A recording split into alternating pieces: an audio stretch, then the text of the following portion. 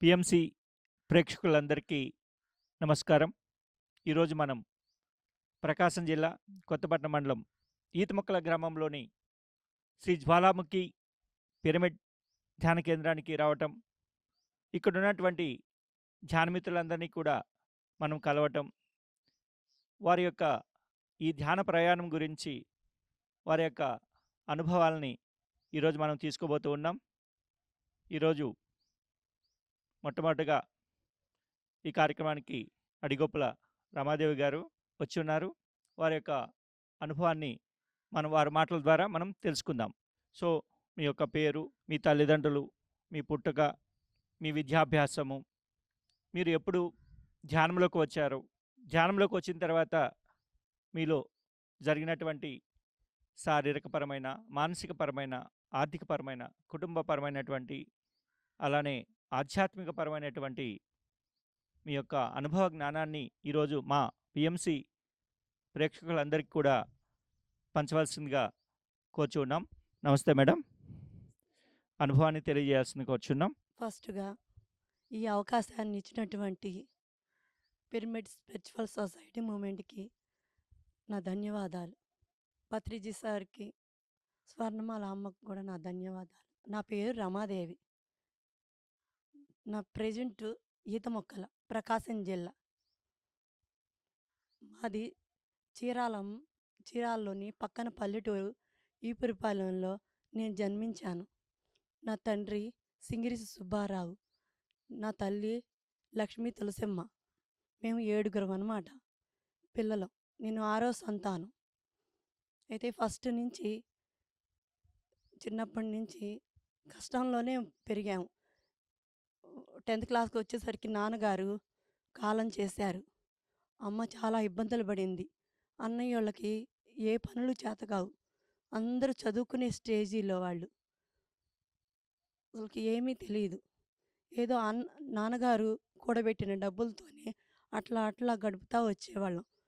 తర్వాత నాకు మా అక్క కన్నా ముందు నాకు పెళ్ళయింది. ఇది నాన్నగారు లేకపోవడంతో ఏ పిల్లనైతే అడిగారో ఆ పిల్లకి చేసేద్దాం అనే రీతిలో అట్లా మా అక్క కన్నా ముందు నాకు మ్యారేజ్ అయింది. అలా నేను ఈ ఈతముక్కలకి రావడం జరిగిందనమాట. అయితే నేను 2002లో నా మ్యారేజ్ అయింది. 2010 దాకా 2010 దాకా అది నవంబర్ దాకా లెగవడము, పనులు చేసుకోవడము, టిఫిన్‌లు చేసి పెట్టడము, అంట్లు కడుక్కోవడము, అలాగే మధ్యాహ్నం మళ్ళీ లంచ్ చేయడము, ఆహ్, మళ్ళీ తర్వాత మళ్ళీ అంట్లు కడుక్కోవడము, మళ్ళీ సాయంత్రం మళ్ళీ ఏం చెయ్యాలా, ఇదే రీతి. తిన్నామా, పడుకున్నామా, తెల్లారిందా. ఇంక ఇదే ఒక 7, 8 సంవత్సరాల పాటు ఇదే జీవితం. ఏంది ఈ జీవితం?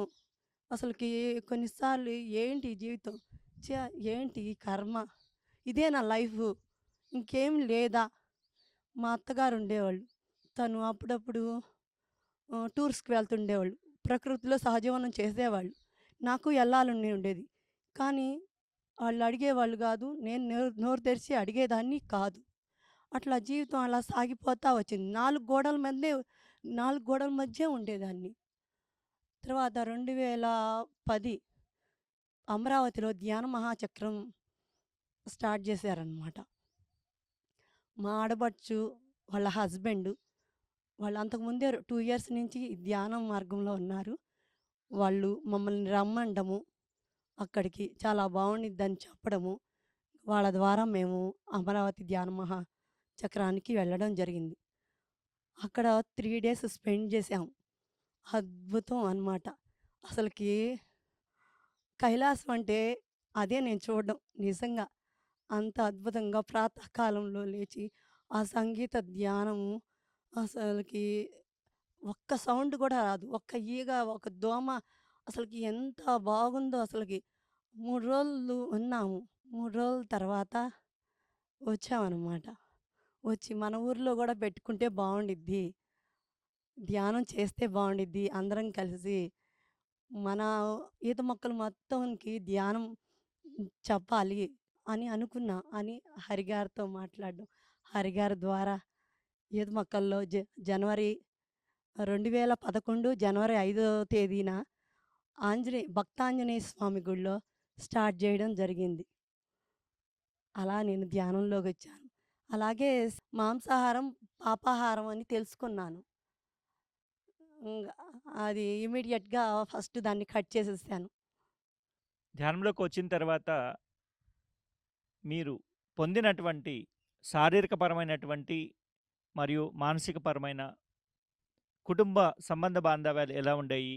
అలాగే మీ యొక్క ఆర్థిక స్థితిగతుల్ని మీరు ఏ విధంగా బలపరుచుకున్నారు? అలాగే ఆధ్యాత్మికంగా మీరు ఎలా ఎదిగారు అనేది ఆ అనుభవాన్ని కొద్దిగా క్లుప్తంగా మరియు క్షుణ్ణంగా తెలియచేయాలని మేడం. ధ్యానంలోకొచ్చిన తర్వాత ఫస్ట్ ఎప్పుడు నెగెటివ్‌నే వచ్చిద్దండి. ఇంట్లో వాళ్ళకి, పక్క వాళ్ళకి, తెలియని వాళ్ళకి.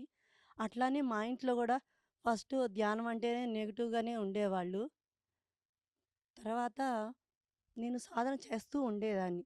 వాళ్ళంటే అన్నారులే అని మా హస్బెండ్‌కే ఫస్ట్ నెగెటివ్‌గా ఉండేవాళ్ళు. తర్వాత అలానే ధ్యానం చేస్తూ వచ్చాను. ధ్యానం ద్వారానే ఆరోగ్యం నాకు గూడా కొంచెం థైరాయిడ్ ఉండేది.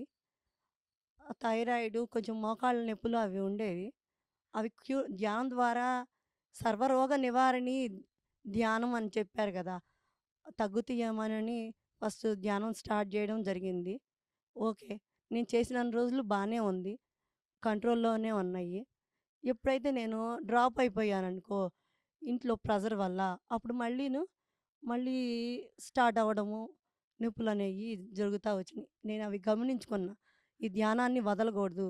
ఎప్పటికైనా సరే ధ్యానాన్ని వదలగూడదు. ఇవన్నీ ప్రాపంచికమైనవి. అలాగే మా వారు గూడా తెలుసుకున్నారు. వాళ్ళ బావగారి ద్వారా తెలుసుకున్నారు. ధ్యానం మంచిది అని. అట్లా ఆయన గూడా ధ్యానం చేయడం స్టార్ట్ జేశారు. ఆర్థిక పరిస్థితులంటావా? ఏయొచ్చినా, ఎలా ఉన్నా సరే, మనము వస్తుంటయి, పోతుంటయి. చీకటి, వెలుగులు ఎలా ఉన్నయ్యో, పగలు, రాత్రి ఎలా ఉన్నయ్యో, అలాగే కష్టం వెమ్మటే సుఖం గూడా ఉంటుంది అనేది మేము ఈ ధ్యానం ద్వారా తెలుసుకున్నాము. పత్రి గారిని ఎప్పుడు మీరు కలిసారు? వారిని కలిసినప్పుడు వారికి మీకు ఏమనిపించింది? ఫస్ట్ పత్రి గారిని అమరావతి ధ్యాన మహాచక్రంలోనే కలిసాను. చూస్తుంటేనే కొంచెం భయం అనిపిచ్చేది. తర్వాత అందరూ షేక్ హ్యాండ్ ఇస్తా ఉంటే నేను గూడా వెళ్ళి షేక్ హ్యాండ్ ఇచ్చాను.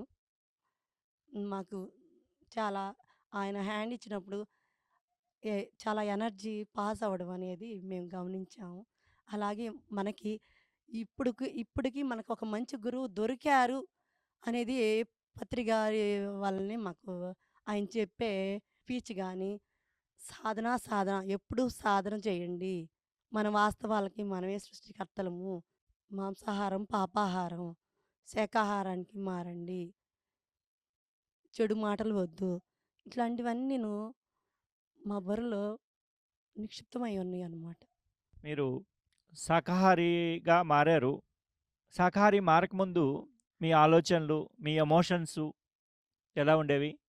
సో, ఈరోజు శాకాహారి అయిన తర్వాత మీలో శారీరకంగా అండ్ మానసికంగా మీ ఆలోచనలో ఎలాంటి మార్పులొచ్చినాయి అనేది కూడా తెలియచేయండి మేడం ఒకసారి. నేను మాంసాహారం తినేటప్పుడు ఎప్పుడు ఇతర ఇతరులు ఏమనుకుంటున్నారు? ఇతరుల గురించి మనం ఏం జెప్పాలి? చెడు ఇట్లాంటి ధోరణ ఉండేది. 10 మంది కలిస్తే ఏమనుకుంటున్నారో వెళ్లి విందాము, చూద్దాము. ఇలాంటి నెగెటివ్ థింగ్స్ అన్నీ వెళ్ళేదాన్ని, వినేదాన్ని. మళ్ళీ ఇంకెవరికి జెప్పాలి? ఈ ఆలోచనలన్నీ తిరుగుతా ఉండేవి. ఇది మాంసాహారం తిన్నప్పుడు. అలాగే వర్తమానంలో ఉండేదాన్ని గాదు. ఎప్పుడు భవిష్యత్తులోకో, గతంలోకో వెళ్ళిపోయేదాన్ని. ఎప్పుడైతే నేను మాంసాహారాన్ని వదిలేసి శాకాహారంలోకి వచ్చానో, అప్పుడు అంతా నెగెటివ్ పోయి పాజిటివ్ థింక్‌లోని ప్రతి వ్యక్తిలోనూ చెడుని చూడట్ల. మంచేముంది? నేను మంచేం తీసుకోవాలి? అతనిలో ఉన్న మంచిని అదొక్కటే తీసుకుంటా. ఎన్ని చెడు గుణాలున్నా, ఆ మంచిలో ఉన్న ఒక్క మంచి గుణాన్ని నేను చూడడము, ఎక్కడికెళ్ళినా ఇతనిలో నుంచి నేనేం నేర్చుకోవాలి? ఏం తీసుకోవాలి? ఏం అర్థం జేసుకోవాలి? అనే దాంట్లోనే ఉంటుంటాను సార్. మరి పత్రి గారు మనకి ఇంత జ్ఞానాన్ని అందించారు. మరి ఆ జ్ఞానం మీరు ఏ విధంగా ఈ ప్రపంచానికి ఈ విశ్వ కళ్యాణంలో భాగస్వాములవుతున్నారు? ఒకసారి తెలియచేయాలి మేడం. పత్రి గారు మనకు అందించిన ఈ అమూల్యమైన, అద్భుతమైన ధ్యానాన్ని మనమే గాదు, అందరికీ తెలియాలి. ఒక విషయం ఉండిద్ది. అది మనం ఒక్కళ్ళమే ఏదన్నా ఒక మంచి విషయం ఉండిద్ది. అది మనం ఒక్కళ్ళమే తెలుసుకుంటే గాదు, మన కుటుంబ సభ్యులు, మన ఇంట్లో వాళ్ళందరికీ తెలియజేస్తే ఎంత ఆనందంగుండిద్ది. అలాగే మన ఊరందరికీ తెలిస్తే ఇంకా ఎంత ఆనందంగుండిద్ది.